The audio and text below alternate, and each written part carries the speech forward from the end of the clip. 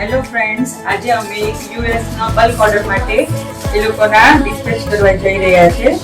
જે બ્રાઇડ્સની આ બ્રાઇડ્સમેડના કોસ્ટ્યુમ છે.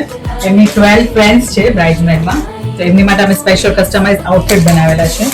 આ ટોપ છે અને આની સાથે ફ્લેર પ્લાઝો છે. એક બ્રાઇડના દુપટ્ટો આવશે.